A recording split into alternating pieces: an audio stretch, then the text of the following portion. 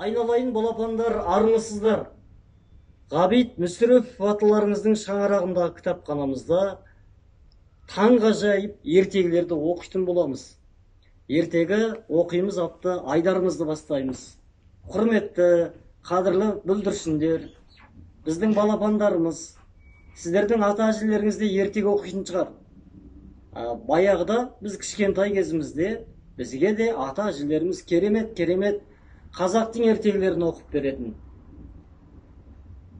Бүгінгі айдарымызда сіздерге керемет ертегілердің бірі Ұр тоқпақ. Ұр тоқпақ ертегісін қабыл алыңыздар. Бұрынғы өткен заманда бір шал мен кемпір болыпты. Шал мен кемпір өте кедей екен. Тұзақ құрып күнін көріпті. Бір күні шал тұзағын келіп қараса, оған бір қаз түсіп қалыпты. Шал қазды тұзақтан босатып алып, бауыздайын десе, қаз шалға: «Сен мені босат, менен не сұрасаң, соны бір жылдан кейін ал», дейді. Шал мұны мақұл көріп, қазды босатып қоя береді. Үйіне келіп, болған жайды айтса, кемпірі шалға ұрсады. Бір жыл өтеді, шал қазға бармақшы болады. Жүре-жүре бір жерге келсе, өңкей түйе жайылып жүр екен. Түйешіге келіп: «Бұл кімнің түйесі?» десе, «Бұл Қазбайдың түйесі», дейді. «Бұл Қазбай баяғы қаз екен ғой», деп шал ойланып тұрып жүріп кетеді. Бір жерге келіп: «Бұл кімнің қойы?» деп қойшыдан сұрайды. «Бұл Қазбайдың қойы», дейді қойшы. «Шырағым, Қазбайдың бұдан басқа несі бар?» дейді шал. «Бала, Қазбайдың үш жақсы нәрсесі бар. Біреуі піс қазаным піс десе, әртүрлі тамақ пісіп шығады. Енді біреуі құс есігім құс десе, алтын құсады. Тағы біреуі ұр тоқпағым ұр десе, адамдарды ұра береді», дейді қарияға. «Ғажап екен», деп шал жүріп кетеді. Шал Қазбайдың ауылына келеді. Қазбай шалды күтіп алады. Шал Қазбайдан: «Піс қазаным», деп сұрайды. Қазбай сұрағанын береді. Шал алып үйіне келе жатса, бір жерде асық ойнап жатқан балалар шалға: «Ата, асқа түс», дейді. Шал асқа түседі.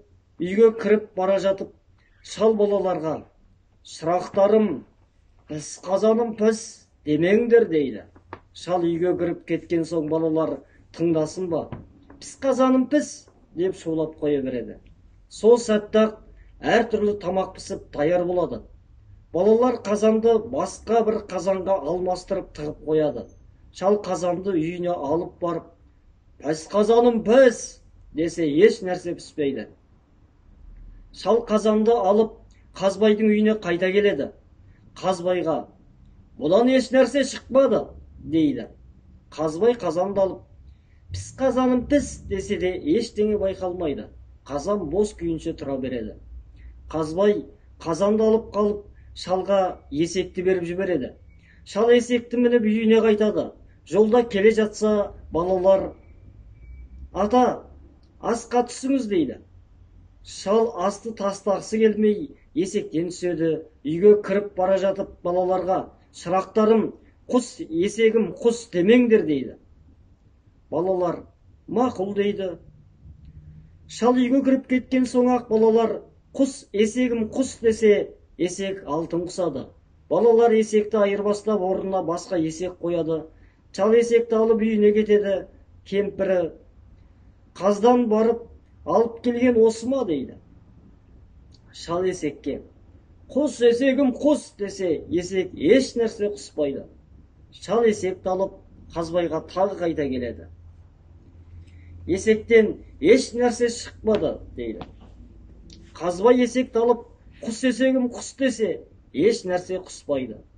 Шалға Қазбай ұр тоқпағын береді.